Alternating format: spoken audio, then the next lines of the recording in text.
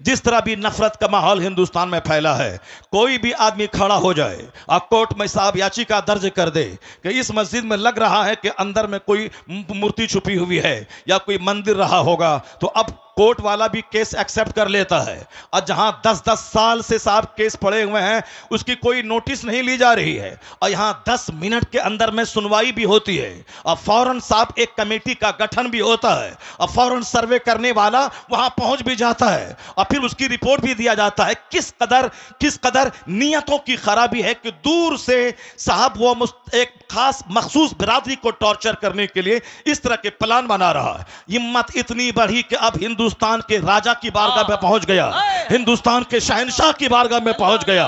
800 बरस से जो पूरे हिंदुस्तान की रखवाली कर रहा हो, कब्र में रह के पूरे हिंदुस्तान की संप्रभुता को बचा रहा हो, हिंदुस्तान के मुसलमानों से ज्यादा हिंदुओं की अकीदत का मरकज बना हुआ हो। मुसलमान जाते हैं 60 लाख तो 40 लाख तो 60 लाख गैर मुस्लिम वहां जाते हैं, उनको वहां बेटा मिलता है, बेटी मिलते, न जाने क्या क्या मिलता है। हर जब भी जाएं हर वक्त साहब सिखों, हिंदुओं और दूसरे तमाम मज़ाहिब के मानने वाले को दुनिया ढेर चाहिए, इसलिए वो वहां भीड़ लगाए रहते हैं। मुसलमानों को जन्नत चाहिए, इसीलिए मस्जिदों में भीड़ रहती है, और उनको सिर्फ दुनिया गाड़ी चाहिए, इसी दरगाहों पे वो भीड़ लगा के रहते हैं। 800 साल जो एक मुस्तनद ऑथेंटिक दरगाह है, उस दरगाह के खिलाफ पिटीशन दर्ज होता है, और साहब कोर्ट वाले उसको एक्सेप्ट करके सुनवाई की तारीख तय कर देते हैं। अब तो हम लोग खामोश हैं, खामोश रहेंगे, देखते हैं जो बादशाह के ऊंट को बैठाने वाला अब इनकी शरारत पे कैसे पहरा लगता है। मुझे यकीन हासिल है अब हिंदुस्तान का 40 करोड़ मुसलमान अब गरीब नवाज की करामत देखने के लिए मुंतजिर है कि हिंदुस्तान का राजा अपनी करामत दिखाएगा। और मुझे लग रहा है कि इनकी शरारत जब बढ़ रही है, इनकी शरारत खूब आगे बढ़ रही है, तो अब जब बंदरों को, गीदड़ों को मौत आती है तो शहर की तरफ रुख करता है। छोटी छोटी बातें तो बोलता था, हम नजरअंदाज करते थे, अब बड़े शहंशाह की बारगाह में पहुंच गया है, वहां छेड़खानी कर रहा है। अब बस करीब है वह वक्त जब गरीब नवाज का जलाल रंग लाएगा, और जब वो जलाल रंग लाएगा इनका सारा गुरूर चकनाचूर होगा, और मुस्तफा के गुलामों को अल्लाह इज्जतों से बालामाल बनाएगा।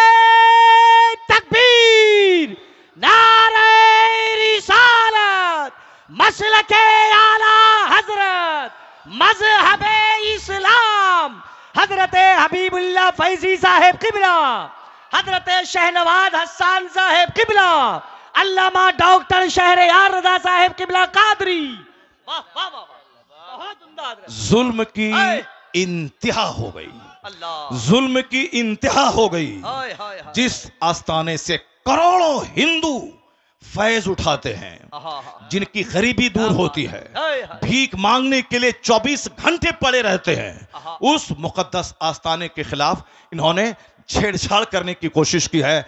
अभी भी वक्त है कि जाके बाबा की बारगाह में चले जाओ, अपना पिटीशन कोर्ट से वापस ले लो, और बाबा की चौखट पे जाके बोलो, बाबा क्षमा कर दीजिए, हमसे गलती हो गई। वरना याद रखना, जो अना सागर को एक कूजे में ला सकते हैं, याद रखना, जो बादशाह के ऊंट को बैठा सकते हैं, तो फिर जब वो जलाल में आ गए तो हुकूमत का सत्यानाश हो जाएगा। फिर वही होगा जो सारी दुनिया देखने का मुंतजिर है।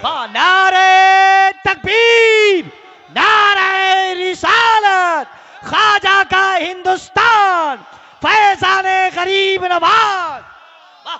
ए कौम मुस्लिम, आपको कानून हाथ में नहीं लेना है, आपको सड़क पे आकर के बहुत बड़ा प्रोटेस्ट नहीं करना है। यह मामला शहनशाह हिंदुस्तान का मामला है, अब मामला उनकी कोर्ट में पहुंच चुका है। बस हम लोग वही करें जो सरकार दो जहां के दादा अब्दुल मुत्तलिब, जब अबरहा जो हाथियों का फौज लेके खाने काबा को ढाने आ रहा था, अब्दुल मुत्तलिब ने क्या कहा था कि हर शख्स अपने घर की हिफाजत करता है, ए अल्लाह ये तेरा घर है, तू अपने घर की हिफाजत कर। इतना कह के पहाड़ पर चले गए, और फिर वो देखने लगे, देखें रब्बे करीम अपने घर की हिफाजत कैसे करता है।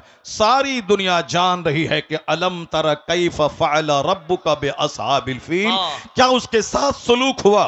अबरहा जलील होके मरा, उसके सारे हाथी मरे, एक छोटा सा कंकड़ पत्थर उसके गुरूर को तोड़ के रख दिया, सारे धाराशायी हो गए। हम तो यही دیکھتے ہوئے آ رہے ہیں 1400 سال کے اندر. اللہ رب العزت بہت بے نیاز ہے. اللہ رب العزت بے نیاز ہے. کوئی بھی ظالموں کا ظلم اس کو تھکا نہیں سکتا، اور کسی بھی عبادت کرنے والی کی عبادت کی وجہ سے اللہ رب العزت کی شان میں کوئی اضافہ نہیں ہو سکتا. اللہ اس صفات کمالیہ کا جامع ہے کہ جس کے آگے کسی صفت کا کوئی تصور ہی نہیں ہے. اللہ رب العزت کے پاس ساری قوتیں، ساری طاقتیں موجود ہے. ہم عبادت کرتے ہیں، ہم اس کا بینیفٹ مجھ کو ملتا ہے. اگر کوئی کفر کرتا ہے اس کا نقصان وہ اٹھاتا ہے. اللہ صرف دیکھنا چاہتا ہے کہ میرا کون بندہ ہے جو اس زمین کو عدل سے بھرتا ہے، اور کون ہے جو اس زمین کو ظلم سے بھرتا ہے. جو ایمان لائے گا، اچھا کام کرے گا، اسے یہاں صحت دیں گے، عزت دیں گے، حکومت دیں گے، مرنے کے بعد جنت دیں گے. جو کفر کرے گا، شرارت کرے گا، ظلم کرے گا، اتیاچار کرے گا، دوسروں کو جینے نہیں دے گا، ستائے گا، سماج کو پاپ سے بھر دے گا، اس کے لیے آگ تو وہاں ہے. یہاں اس کا جینا تنگ کر دیں گے، یہاں اس کے گھروں کو قید خانہ بنا دیں گے، یہاں اس کو ذلیل اور رسوا کر دیں گے. نہیں دیکھا تم نے آج سے 5 سال پہلے چائنا کے لوگ کہتے تھے کون سی نماز ہے، کیسی نماز ہے. جاپان کے لوگ کہتے تھے کون سی مسجد ہے، کیسا مدرسہ ہے. ہندوستان کے بھی چند سر پھرے کہتے تھے یہ کون سی مسجد، کون سا مدرسہ. اذان بند کر دیں گے، مدرسہ بند کر دیں گے. امریکہ بھی کہتا تھا یہ کون سا اسلام ہے. ہر طرف اسلام کا چرچا ہو رہا ہے، ہر طرف اسلام اسلام لوگ کر رہے ہیں، نہیں پڑھنے دیں گے اسے. اب مسلمان پریشان حال تھے. مسلمان ہاتھ اٹھا کے رب کریم کی بارگاہ میں دعا کر رہے تھے. تو ہمارے ہمارا پروٹیسٹ کام نہیں آیا، مگر ہماری وہ بھیگی پلکوں کی دعائیں وہ کام آئی کہ جو کام پوری دنیا کو ہلا کے رکھ دیا. اللہ رب العزت نے دوسری فوج کو نہیں بھیجا، ایک چھوٹا سا کورونا کا کیڑا بھیج دیا. اس کیڑے نے چائنا کو تباہ کیا، امریکہ کے شہر کو اس کو رونق کو مٹا دیا، سارے ایئرپورٹس میں تالے لگوا دیے. دنیا کے اربوں انسان کو ان کے گھر کو جیل اس کے لیے بنا دیا گیا. یہاں تک کہ جو مٹانے کی بات کر رہا تھا وہ کوارنٹائن کی بات کرنے لگا، وہ سوشل ڈسٹینسنگ کی بات کرنے لگا، وہ ویکسین کی بات کرنے لگا. مٹانے کا سپنا دیکھنے والا ان کا شہر اجڑ گیا، ان کی فیکٹریز اجڑ گئی، کروڑوں لوگ موت کی منہ میں چلے گئے. اس لیے ایک قوم مسلم، تیرا رب قدیر بڑا عزیز ہے، بڑا غالب ہے، وہ قوت کا مالک ہے، وہ تمام اختیارات اس کے پاس موجود ہے. تم کو صرف کرنا ہے مسجدوں کو آباد کرنا ہے، اپنی پیشانیوں میں سجدوں کا شوق بسانا ہے. تو مومن بن جا، تو محمدی بن جا. اللہ تجھے اس زمین کا حاکم بنائے گا، یہاں کی سلطنت تجھ کو دے گا. اور جو اسلام کے خلاف بولے گا اس کو ایک معمولی سا کیڑا بھیج کر اس کا سارا غرور توڑ دے گا. جیسے اللہ نے توڑ کے بتا دیا کہ بندے تمہارے چاہنے سے سب کچھ نہیں ہوتا ہے، وہی ہوتا ہے جو منظور خدا ہوتا ہے. اللہ نے دنیا کے سارے لوگوں کی اوقات یاد دلا دی، لوگوں کے ہوش ٹھکانے لگ گئے. اللہ وہی ہے جو نمرود کو سلطنت دینا جانتا ہے، اور جب سلطنت کا غلط استعمال کرے تو اللہ معمولی مچھر سے ہلاک اور تباہ و برباد کرنا بھی جانتا ہے. اللہ فرعون جیسے جابر اور ظالم کو 400 سال کی لمبی چھوٹ دینا بھی جانتا ہے، اور جب وہ 400 سال کی لمبی چھوٹ سے آتنک کو اور بڑھا دے تو اللہ تعالیٰ پانی میں ڈبا کے اسے مار دیتا ہے. اور جب گھگیا کے کہتا ہے کہ اب میں ایمان لایا تو اللہ کہتا ہے الآن وقد عصیت قبل وکنت من المفسدین. ابھی تو ایمان لاتا ہے، اس سے پہلے تو فسادی اور باغی تھا. آج میں تیری لاش بچاؤں گا تاکہ آنے والے لوگ جان جائیں کہ مغرور کا حشر کیا ہوتا ہے، گھمنڈی کا انجام کیا ہوتا ہے. فرعون کی سوکھی ہوئی سڑی ہوئی ہڈی کی لاش آج بھی مصر کے میوزیم میں موجود ہے. دنیا کے سارے سیاح، سارے ٹورسٹ اس کو دیکھنے جاتے ہیں اور وہاں سے دیکھ کر عبرت حاصل کرتے ہیں کہ 400 سال لمبی عمر پانے والا پورے مصر کا باتاج بادشاہ تھا، لیکن اللہ نے اسے ایسا ذلیل کیا، اس کی ڈیڈ باڈی کو دوسروں کی عبرت کی خاطر رکھا، اس کے ایمان کو قبول نہیں کیا. تو اس لیے ایک قوم مسلم، تو نماز پڑھ، روزہ رکھ، حج کر، زکات دے, مسجد کو آباد کر, مدرسہ کو آباد کر. اخبار پڑھ کے زیادہ اسلام کے بارے میں ٹینشن مت مول لے کہ ہمارا مستقبل کیا ہوگا, آنے والے دن میں اسلام کا کیا ہوگا. یہ سب ٹینشن لینے کی کوئی ضرورت نہیں ہے. اتنا یقین کر لے, گرہ باندھ کے رکھ لے, جو اللہ کل کے فرعون کو نہیں چھوڑا, پانی میں ڈبا کے مار دیا ہے, وہی اللہ آج کے فرعون کو بھی نہیں چھوڑے گا, آج کے نمرود کو بھی نہیں چھوڑے گا, آج کے شداد کو بھی نہیں چھوڑے گا. بس تمہیں صرف صبر کرنا ہے, مسجدوں کو آباد کرنا ہے. جو کام ایٹم بم سے نہیں ہوتا ہے وہ کام تیرے سجدے سے ہو جاتا ہے.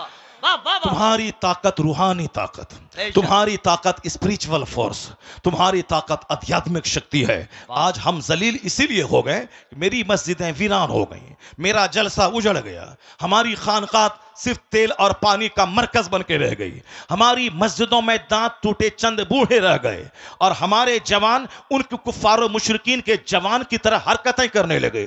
ہمارے گھر میں کرکٹر کا چرچا, ہمارے گھر میں صاحب بیرسٹر کا چرچا, ہمارے گھر میں نیتا کا چرچا, ہمارے گھر میں بمبئی جا کر کے فیکٹری ڈال کے 2-4 مکان خریدنے والے دنیا دار کا چرچا, ہمارے گھر میں خوبصورت خواتین کا چرچا, ہمارے گھر میں خوبصورت نوکری کرنے والے لڑکوں کا چرچا. اب ظاہر سی بات ہے, جب خوبصورتی کا چرچا ہوگا تو ہمارا بیٹا دماغ میں یہ بات بٹھائے گا ہمیں خوبصورت عورت چاہیے. اب چاہے وہ اپنا چہرہ آئینہ میں نہیں دیکھے گا کہ ہماری صورت کیسی ہے, ہماری ناک ٹیڑھی ہے, ہمارا رنگ کالا ہے, مگر وہ تمنا کرتا ہے کیا کہ ہماری بیوی بالکل کرینہ جیسی خوبصورت مل جائے. سب کی تمنا یہ خوبصورت مل جائے, چونکہ ان کے گھر میں خوبصورتی کا چرچا ہوتا ہے, ان کے گھر میں ملازمت کا چرچا ہوتا ہے, ان کے گھر میں کرکٹ کا چرچا ہوتا ہے. اگر میری بیٹی کسی خوبصورت چہرے والے کے ساتھ بھاگ کر ایمان کا سودا کر لے, یہ قصور ماں باپ کا ہے جو اپنے گھر میں حسن کا چرچا کرتا ہے, دولت کا چرچا کرتا ہے, سروس کا چرچا کرتا ہے, اسکول کالج کا چرچا کرتا ہے.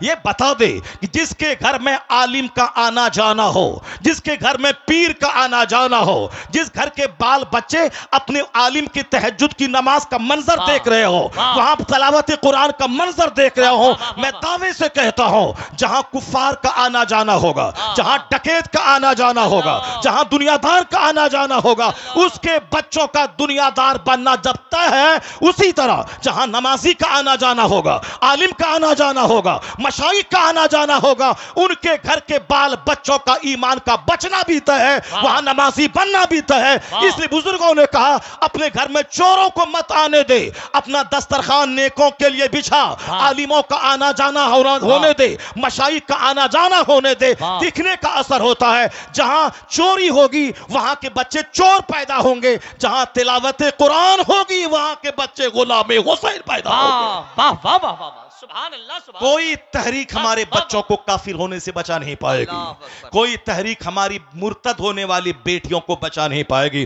اس کے لیے ہر ماں باپ کو آگے آنا ہوگا, اپنے گھر میں اسلامی کلچر بنانا ہوگا, اپنے بال بچوں کے دل دماغ میں اسلام کی عظمت بیٹھانی ہوگی, اپنے بال بچوں کے سامنے حضور کی حیات طیبہ کو بیان کرنا ہوگا, اولیاء و صالحین کی زندگی کا مطالعہ کرنا, اولیاء و صالحین کی زندگی بتانا ہوگا. اب ذرا غور سے دیکھیں کیسے حالات تھے, کیسے لوگ تھے, کس طرح سے جیتے تھے. امیر اس دور کے کیسے تھے, غریب اس عہد کے کیسے تھے, عورتیں اس عہد کی کیسی تھی, مالدار اس عہد کے کیسے تھے. اسلامک ہسٹری کا ایک چیپٹر میں کھولتا ہوں, ذرا غور سے اس کو سنیے, اس کے بعد پھر میں آ کے آپ کو بتاؤں گا کہ نیتا ہمارا کتنا جھوٹ بولتا ہے. نیتا ہمیں ڈرا کر کے ہم سے ووٹ لیتا ہے. وہ کیا بولتا ہے کہ اگر تم ہم کو ووٹ نہیں دو گے تو تمہاری زندگی خطرے میں پڑ جائے گی, تمہارا مستقبل خطرے میں پڑ جائے گا, اسلام خطرے میں ہے. ہم آج 50 سال سے سنتے ہوئے آ رہے ہیں اسلام از ان ڈینجر, اسلام خطرے میں ہے, اسلام خطرے میں ہے, اسلام خطرے میں ہے. جو مولانا بولتا ہے اسلام خطرے میں ہے, یقین جانے کہ وہ مولانا سچ نہیں, وہ جھوٹ بول رہا ہے. جو نیتا بولتا ہے اسلام خطرے میں ہے, وہ نیتا جھوٹ بولتا ہے. یہ کیوں نہیں بولتا نیتا کہ ہماری نیتا گیری خطرے میں ہے, ہماری پولیٹکس خطرے میں ہے, ہمارا ایم پی کا پوسٹ خطرے میں ہے, ہماری پارٹی خطرے میں ہے, یا بول میری پارٹی خطرے میں ہے. ہے. ہم جس طرح سے وہ اپنے لوگوں کو ڈراتا ہے ہم سے اور ہمارے خلاف نفرتوں کی آگ لگا کر وہ اپنا ووٹ لیتا ہے, اسی طرح ہمارے بھی کچھ لوگ ہیں جو شراب میں ڈوبا ہو, ایک وقت کی نماز نہ پڑھتا ہو, جو دہلی میں جیتنے کے بعد 5 اسٹار ہوٹل میں رنگ رلیاں مناتا ہو, یہ ہمیں آ کے مذہب کے نام پہ ہم سے ووٹ لیتا ہے کہ ہم مسلمان ہیں, تم ہم کو ووٹ دو. مسلمان کے نام پہ اس کو ووٹ دیا جائے گا جو مسلمان ہوگا, کمپلیٹ مسلمان ہوگا, جو مصطفیٰ کا ہوگا, جو قرآن حدیث کا ہوگا, جس کو دیکھنے کے بعد لگے کہ یہ مسلمان ہے. صرف ایک بن لیبل لگ گیا مسلمان ہے, باقی سارا کام مشرکین جیسا ہے, اس کو ووٹ دیا جائے گا. ووٹ نہیں دو گے تو بولے گا تمہیں کاٹ دیا جائے گا, تمہیں مار دیا جائے گا, اسلام خطرے میں ہے, مسلمان خطرے میں ہے. میں بتاؤں گا قرآن کریم کیا کہتا ہے, مصطفیٰ کی حدیث کیا کہتی ہے, اور یہ نیتا کیا بولتا ہے. اور جھوٹ بولوی اگر بولتا ہے کہ اسلام خطرے میں ہے, وہ جھوٹ بولتا ہے. قرآن کریم صاف لفظوں میں کہہ دیا ہے, یریدون لیطفئوا نور اللہ بافواہہم واللہ متم نورہ. اللہ کہتا ہے یہ مشرکین, یہ کفار اپنے منہ سے اسلام کا چراغ بجھانا چاہتے ہیں, اللہ اس نور کو پورا کرنا چاہتا ہے. جو اللہ اسے پورا کرنا چاہتا ہے اور یہ اس نور کو بجھانا چاہتے ہیں. بندوں کا چاہا ہوا ہوگا یا اللہ کا چاہا ہوا ہوگا. یہ بندہ کمزوری کا پتلا ہے, بندے کی ہسٹری کمزور ہے, انسان کی تاریخ کی کمزور ہے. انسان پیدا ہوا کیسے ہے؟ انسان پیدا ہوا ایک ناپاک قطرے سے, جس کی ابتدا اتنی کمزور ہو کہ ناپاک قطرے سے پیدا ہوئے ہوں, جس کی ابتدا اتنی کمزور ہے یا بجتی ہوئی مٹی سے پیدا ہوا ہے, جس کی بنیاد اتنی کمزور ہے کہ کئی بار شرمگاہوں سے کا گزر ہوا ہے. باپ کی ریڑھ کی ہڈی اور ماں کے سینے کی ہڈی سے جو قطرہ نکلتا ہے اس سے یہ انسان پیدا ہوا. یہ میں نہیں کہتا, پیدا کرنے والا میرا خالق کہتا ہے. فَلْيَنْظُرِ الْإِنسَانُ مِمَّ خُلِقَ خُلِقَ مِن مَّاءٍ دَافِقٍ يَخْرُجُ مِن بَيْنِ الصُّلْبِ وَالتَّرَائِبِ إِنَّهُ عَلَى رَجْعِهِ لَقَادِرٌ. اللہ کہتا ہے a man should consider in his creation, آدمی کو اپنی پیدائش پہ غور کرنا چاہیے کہ وہ پیدا ہوا کیسے ہے. اللہ کہتا ہے وہ پانی کا کودتا ہوا قطرہ منی کا, جو باپ کی ریڑھ کی ہڈی سے نکلتا ہے, ماں کے سینے کی ہڈی سے نکلتا ہے, اور وہ بچہ دانی میں پہنچتا ہے, اور 4 مہینے تک وہ نطفہ اپنی اصل حالت پہ رہتا ہے. اگلے 40 دن تک, اگلے 40 دن میں وہ لوتھڑا بنتا ہے, اگلے 40 دن میں ڈھانچہ تیار ہوتا ہے, اگلے 40 دن کے بعد اس میں جان ڈالی جاتی, 120 دن کے بعد اس میں جان ڈالی جاتی ہے. اب 40 دن کا ایک پیریڈ گزرتا ہے, پہلے لوتھڑا, اس کے بعد ڈھانچہ, پھر اس کے بعد اس میں جان ڈالی جاتی ہے. جان ڈالے جانے سے پہلے اگر ایماندار نیک پرہیزگار مسلمان ڈاکٹر بولے اگر یہ حاملہ رہی, حمل سے رہی تو اس کی جان کو خطرہ ہے, تو نیک متقی پرہیزگار ڈاکٹر کی بات مان کر اس قاطع حمل ایبورشن ہو سکتا ہے. لیکن اگر جان ڈال دی گئی پھر کسی کی بات نہیں مانی جائے گی. 4 مہینے کے بعد کوئی ایبورشن اگر کرتا ہے وہ اس بچے کا قاتل اور مرڈرر ٹھہرتا ہے. تو ایک ناپاک قطرے سے یہ انسان پیدا ہوا ہے. اب پیدا ہوتا کس راستے سے ہے وہ سب کو معلوم ہے, اور وہ نطفہ جاتا کس راستے سے ہے وہ سب کو معلوم ہے. یہ پوری کہانی قرآن میں 2-4-10 جگہوں پہ بیان کیا گیا ہے. یہ بیان کیوں کیا گیا ہے؟ صوفیاء کرام کہتے ہیں لوگوں کا مزاج ہے, جب جوانی ملی مغرور ہو گیا, دولت ملی گھمنڈی ہو گیا, چھوٹا سا گھر کچے کا پختہ بنا دیا, اب وہ صاحب سماج میں اپنے آپ کو سب سے بڑا سمجھنے لگا. حسن پہ مغرور ہوتا ہے بندہ, مکان پہ مغرور ہوتا ہے بندہ, تھوڑی شہرت مل گئی اس میں مغرور ہوتا ہے بندہ, طاقت جوانی ملی اس میں مغرور ہوتا ہے. یہ غرور تو اسے تباہ کر دے گا. یہ غرور تو سماج میں نفرتوں کی آگ لگا دیا ہے. آج سماج میں ہر آدمی تنہا محسوس کرتا ہے کیونکہ ہر آدمی اپنے آپ کو دوسروں سے بڑا سمجھتا ہے. غرور کی وجہ سے کوئی کسی کے گھر نہیں جاتا ہے. ہر آدمی عید کے دن اپنے گھر میں بالکل بھینس بن کے بیٹھا رہتا ہے, پہل کر کے نہیں جاتا, منتظر رہتا ہے کہ وہ میرے گھر میں آئے. اب وہ بھی منتظر رہتا ہے کہ یہ میرے گھر میں جائے, نہ وہ آتا ہے نہ یہ جاتا ہے, دونوں اپنی سوئی خود کھاتے ہیں اور محبتوں سے محروم رہتے ہیں. محبت وہاں نہیں ہوتی جہاں انتظار کیا جاتا ہے, محبت وہاں ہوتی ہے جہاں خود سے پہل کی جاتی ہے. بندہ خود سے پہل کرے, منتظر نہ رہے کہ وہ سلام کرے گا بلکہ خود سے سلام میں پہل کرے. انتظار نہ کرے کہ وہ میرے گھر میں آئے گا, پہل کر کے یہ خود اس کے گھر میں چلا جائے. وہ ساری کیفیتیں جب تھیں تو غربت میں بھی راحت کا مزہ ملتا تھا, اور آج سب مکان بنا رہے ہیں اور سب کا دل اجڑ رہا ہے، سب کا چہرہ اجڑ رہا ہے، سماج نفرتوں کی آگ میں جلتا چلا جا رہا ہے۔ آقا نے کہا تھا لا تدخلون الجنت حتی تؤمنوا، جنت نہیں جاؤ گے جب تک کہ مومن نہ بن جاؤ، ولا تؤمنوا حتی تحابوا، مومن نہیں بنو گے جب تک کہ آپس میں ایک دوسرے سے محبت نہ کرو۔ محبت کرنا مومن بنے رہنے کے لیے ضروری ہے، اپنے پڑوسی سے محبت ضروری ہے ایمان بچانے کے لیے، اپنے رشتہ داروں سے صلہ رحمی ضروری ہے ایمان بچانے کے لیے، اپنے گاؤں کے غریبوں سے محبت ضروری ہے ایمان بچانے کے لیے، اور مالداروں کو غریبوں سے، غریبوں کو مالداروں سے محبت ضروری ہے ایمان بچانے کے لیے۔ نفس کے بہکاؤ میں نہ آئے، شیطان کے بہکاؤ میں نہ آئے، اور گھمنڈی نہ بنے، گھمنڈ چکنا چور کر دے گا۔ ان اللہ لا یحب المتکبرین، اللہ متکبرین کو دوست نہیں رکھتا ہے۔ تو گھمنڈ یہ ہے کہ ہم اس کے پاس نہ جائیں، وہ میرے پاس آئے، یہ گھمنڈ ہے۔ اور اخلاق کیا ہے؟ وہ آئے نہ آئے مجھے جانا ہے، وہ سلام کرے نہ کرے مجھ کو سلام کرنا ہے، وہ میرے جنازے میں آئے نہ آئے، ہم اس کے گھر میں کوئی جنازہ ہو میں جاؤں گا، میرے بیمار پڑنے کے بعد مزاد پرسی کو آئے نہ آئے مجھ کو جانا ہوگا۔ یہ ہے نفرتیں مٹانے کا فارمولا۔ جب بندہ 10 بار سلام کرے گا سامنے والے کو تو سامنے والا ضرور 11ویں بار سلام میں پہل کرنا چاہے گا، چونکہ اخلاق آدمی کے دل کو مسکر کر لیتا ہے، اور یہی اخلاق محمدی ہے۔ اور یہاں نفرتوں میں جیتے ہیں کہ صاحب شوہر بیوی کو سلام کرے گا، بیوی کہتی ہے ہم کم ہیں کیا ہم شوہر کو سلام کریں، ہم کیوں کریں، ہم اس سے کم ہیں کیا، ہم سلام کریں گے تو وہ سمجھے گا یہ ہم سے ڈر گئی ہے، یہ ڈرتی ہے ہم سے سلام، ڈرتی ہے اسے بار بار سلام کرتی ہے، یہ بولتی ہے شوہر سمجھے گا یہ ڈر رہی ہے، اور شوہر سوچتا ہم سلام کریں گے تو وہ بولے گا کہ شوہر ڈر رہا ہے، یہ صاحب ہم اسے ڈر رہے ہیں، یہ ہم کو سلام کر رہا ہے۔ یہ دونوں بھی ایک دوسرے سے دوریاں بنا رہے ہیں، ایک دوسرے پر اعتماد ختم ہو رہا ہے۔ محبت کا طریقہ یہ نہیں ہے۔ جب نفس کی مانیں گے تو نفرت پھیلے گی، عداوت پھیلے گی، لیکن جب نگاہوں کے سامنے مصطفیٰ کو لے آئیں گے تو نفرتوں کا خاتمہ ہوگا، محبت بڑھ جائے گی۔ آپ صرف یہ کہیں میں شیخ الحدیث ہوں تو کیا ہوا، میں شوہر ہوں تو کیا ہوا، میں مالدار ہوں تو کیا ہوا، مصطفیٰ سے بڑا کون ہے دنیا میں؟ وہی جان ایمان وہ ہے، اصل ایمان وہ ہے، روح ایمان وہ ہے، کنز ایمان وہ ہے۔ ہوتے کہاں خلیل و بنا کعبہ و منا، لولاک والے صاحبی یہ سب تمہارے گھر کی ہے۔ کہاں ہمیں دین ملتا، کہاں ہمیں قرآن ملتا، کہاں خدا کی پہچان ملتی؟ یہ ساری نعمتیں مصطفیٰ کے صدقے میں ملی ہیں۔ تو حضور کو ماڈل مصطفیٰ اللہ نے ہمارے لیے بنایا ہے۔ نفس کی مانیں گے تو غرور پیدا ہوگا، نفس کی مانیں گے میاں بیوی میں دوریاں پیدا ہوں گی، نفس کی مانیں گے تو چھوٹے اور بڑے میں دوریاں پیدا ہوں گی۔ اگر مصطفیٰ کی مان گئے، مصطفیٰ کو سامنے لے آئے تو سامنے یہ آئے گا ہم بڑے یا مصطفیٰ بڑے۔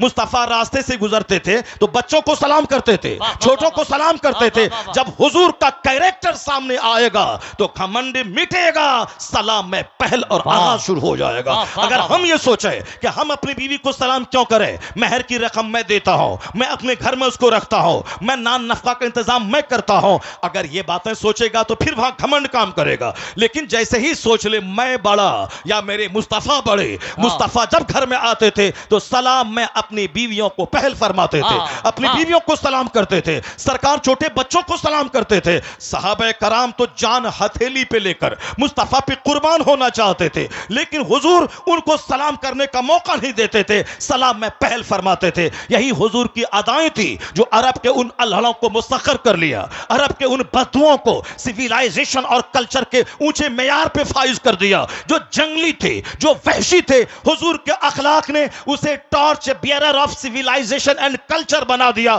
کہ خود نہ تھے جو راہ پہ اوروں کے ہادی بن گئے۔ کیا نظر تھی جس نے مردوں کو مسیحا کر دیا؟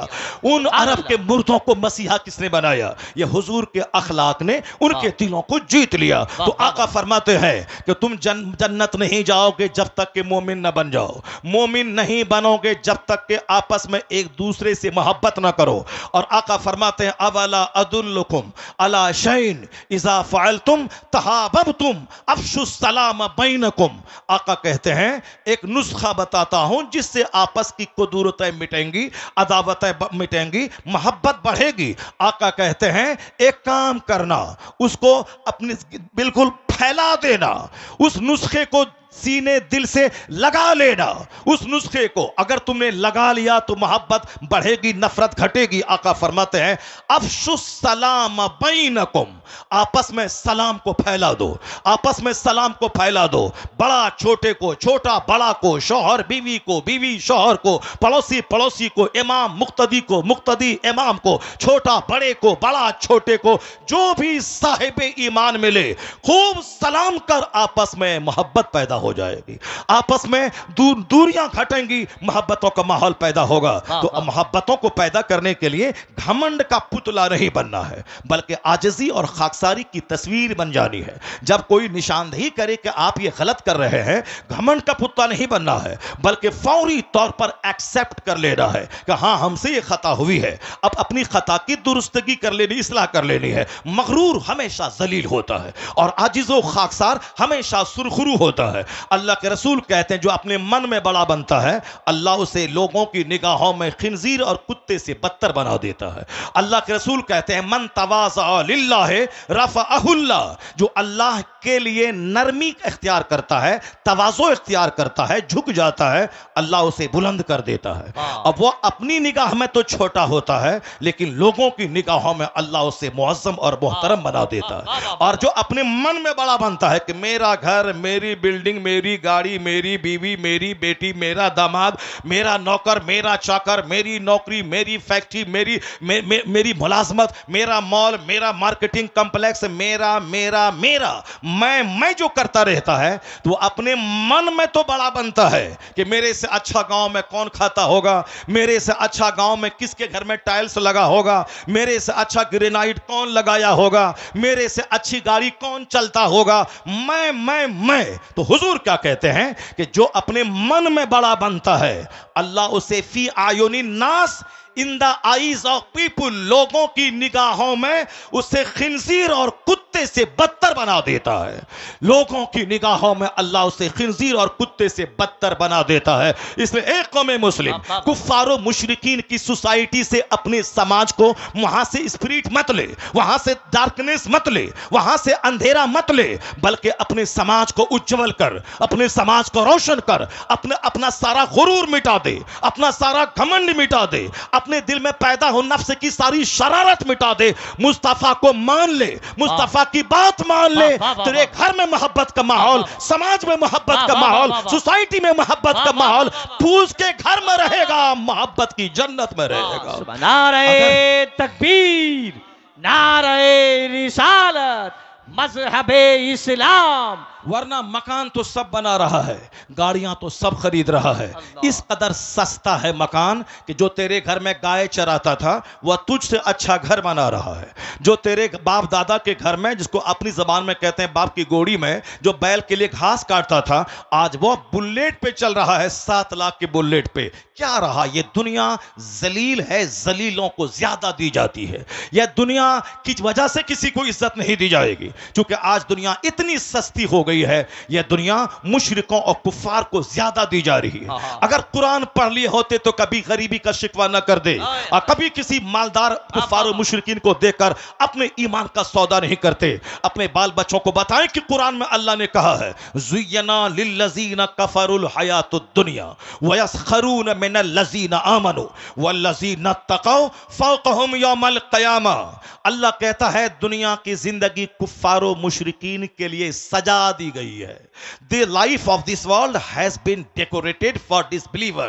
اس دنیا کی زندگی جو اللہ کو نہیں مانتا ہے, جو مشرک ہے, اس کے لیے اللہ نے دنیا کی زندگی سجا دی ہے. دولتوں سے, صحت سے, تندرستی سے, خوبصورتی سے, حسن و جمال سے خوب سجا دیا ہے. وَيَسْخَرُونَ مِنَ الَّذِينَ آمَنُوا. اور یہ کفار و مشرکین مسلمانوں کو دیکھ کر ہنستے ہیں, صاحب ایمان کو دیکھ کر ہنستے ہیں, ان کی غربت کا مذاق اڑاتے ہیں, ان کے کچے گھر کا مذاق اڑاتے ہیں, ان کے کثرت سے بچہ پیدا کرنے والے سسٹم کا مذاق اڑاتے ہیں, ان کے بال بچوں کے جاہل ہونے کا مذاق اڑاتے ہیں, ان کے مدرسوں, ان کی مسجدوں کا مذاق اڑاتے ہیں. یہ نماز لے کے رہ گیا, دنیا آسمان پہ پہنچ گئی, لوگ چاند پہ پہنچ گئے, یہ نماز لے کے بیٹھ گیا. یہ دلوں کو تکلیف دینے والی باتیں ہر قدم قدم پہ مشرکین کر رہے ہیں, تاکہ ہم کو اس قدر اندر سے توڑ دے کہ اس کا موہ اسلام سے بھنگ ہو جائے، ان کے دل میں جو مصطفیٰ کی محبت ہے وہ نکل جائے، جو اسلام کی خاطر جان دینا چاہتا ہے یہ کوالٹیز کے اندر سے ختم ہو جائے۔ اس لیے بار بار یہ ہمارے پیغمبر کے خلاف، بار بار ہماری مسجدوں کے خلاف، بار بار ہمارے مدرسوں کے خلاف، کیا امریکہ، کیا جاپان، کیا چائنا، کیا ڈنمارک جیسے ملک کے سربراہ لوگ قرآن پاک کو جلا کے کیا حاصل کرنا چاہتے ہیں؟ قرآن پاک کو ٹوائلٹ روم میں ڈال کے کیا حاصل کرنا چاہتے ہیں؟ قرآن پاک تو ایک کتاب ہے، fountain of knowledge and wisdom ہے، وہ اللہ کی کتاب ہے، اس میں تو اخلاق کی، مروت کی، احسان کی، فریٹرنیٹی کی، برادرہوڈ کی، ایکویلٹی کی، مساوات کی، لو کی، پیس کی باتیں ہو رہی ہیں، مگر یہ اس کتاب کو جلا کے کیا حاصل کرنا چاہتا ہے؟ البتہ اے مسلمان، میں آپ سے کہنا چاہتا ہوں یہ چند کم پڑھے لکھے لوگ اگر آپ کے قرآن کے خلاف، آپ کے پیغمبر کے خلاف بولتا ہے تو آپ کو نرفس ہونے کی قطعی کوئی ضرورت نہیں ہے، ان کے پاس علم نہیں ہے، یہ نفرتوں کا چشمہ پہن کے بولتے ہیں۔ 7 سمندر پار کا ایک بہت بڑا رہنما، ایک بہت بڑا رائٹر، ایک بہت بڑا پڑھا لکھا آدمی وہ کیا بولتا ہے؟ جس 7 سمندر پار سے ہوائی جہاز ملتا ہے، جس 7 سمندر پار سے مائکروفون ملتا ہے، جس 7 سمندر پار سے موبائل، لیپ ٹاپ، کمپیوٹر، یہ ساری چیزیں ہندوستان کا کوئی بہادر نہیں بنایا ہے، یہ ساری چیزیں امریکہ اور یورپ سے آ رہی ہیں، کیونکہ ہندوستان کے لوگوں کو آپس میں لڑنے سے فرصت نہیں ہے، اس کو ٹائم برباد کرنے سے فرصت نہیں ہے، اس کے نزدیک ایک ایک منٹ قیمتی ہے، تو وہ محنت کیا دماغ جلا یا مائکروفون دے دیا۔ اب دنیا کے کروڑوں لوگ مائکروفون سے فائدہ اٹھا رہے ہیں، جو آواز 50 قدم تک نہیں جا سکتی تھی 2 کلومیٹر دور تک آواز پہنچ رہی ہے۔ یہ بنانے والا کون ہے؟ مسلمان نہیں، 7 سمندر پار کا کرسچن ہے، یہودی ہے۔ ہوائی جہاز امریکہ کے 2 بھائیوں نے دیا ہے، ٹیلی ویژن جیل بیئرڈ نے دیا ہے، یہ موٹر کار جو ٹیمپو سے لے کے ٹرین اور پلین تک میں جو موٹر استعمال ہوتا ہے اس کو ہینری فورڈ نے دیا ہے۔ یہ ساری چیزیں وہیں سے آ رہی ہے، تو وہاں کا ایک دانشور ہندوستان کے بہت سارے دانشوروں سے کے مقابلے میں بہت بڑا ہوتا ہے۔ بھلے ہی ہمارا ملک ہندوستان ہے، ہم اس ملک سے ذرے ذرے سے پیار کرتے ہیں، البتہ جو کوالٹی ہے اس کو تو ماننا پڑے گا، جو ہماری کمزوری ہے اس کو تو ماننا پڑے گا۔ اب ہمارا بیٹا وہ بندر ہے، ہمارا بیٹا چھشندر ہے، چپراسی بھی نہیں بن پایا، وہ گھومتا رہا، ادھر ادھر منہ دیکھتا رہا، وہ سب چپراسی بھی نہیں بنا۔ اب تو باپ تو کہے گا یہ بیٹا ہمارا بندر لگ رہا ہے۔ اب ایک باپ دن بھر میں 50 بار اپنے بیٹے کو بندر بولتا ہے، چھچندر لگ رہا ہے، بندر لگ رہا ہے۔ یہ باپ کا دل جلتا ہے کہ دوسرے کے بیٹا لائر بن گیا، بیرسٹر بن گیا، سائنٹسٹ بن گیا، پروفیسر بن گیا، ویگیانک بن گیا، اور ہمارا بیٹا بندر اور چھچندر بن گیا۔ یہ باپ کا دل جلتا ہے، تب وہ اپنے بیٹے کو بندر چچندر کہتا ہے۔ تو اب ایسا نہیں کہ صاحب ہم کو اپنے بیٹے سے نفرت ہے، ہمیں اپنے بیٹے سے نفرت ہے، ہمیں اپنے بیٹے سے دشمنی ہے۔ یہ دشمنی میں نہیں، یہ پیار سے بول رہا ہے کہ وہ بیرسٹر بن گیا اور تم ہمارا لال، تم کو بیرسٹر بننا تھا اور تم بندر بن کے رہ گئے۔ اسی طرح سے ہندوستان میں اگر میں یہ باتیں کہتا ہوں کہ ہمارے لوگ نفرتوں میں جیتے ہیں، وقت برباد کرتے ہیں، 3 گھنٹے سنیما ہال میں رہنا یہ کس قدر انفارچونیٹلی بدقسمتی کی بات ہے۔ مسجدوں میں 5 منٹ تقریر لمبی ہوئی تو بوجھ معلوم ہوتا ہے، جلسے میں 10 منٹ خطاب لمبا ہوا الجھن ہونے لگتی ہے۔ یہ 3 گھنٹہ پیسہ دے کر آنکھ کا زنا جو ننگی عورتوں کو دیکھ کے ہوتا ہے اس کا کوئی ملال نہیں ہے۔ یہ بتائیں یہ کیا ہوائی جہاز یہ دے پائے گا 3 گھنٹے فلم ہال میں گزارتا ہو؟ یہ کوئی بڑا کام کر پائے گا؟ نہیں، بڑا کام وہ کرے گا جو ایک ایک منٹ کو قیمتی سمجھے گا، جو ایک ایک منٹ کو اپنے پریشس سمجھے گا، اور یہ فارمولا کسی کے پاس نہیں ہے، یہودی کے پاس نہیں ہے، مگر وہ ایک ایک منٹ کا صحیح استعمال کرتا ہے، اور ہمارے پاس وہ فارمولا آج 1400 سال سے موجود ہے۔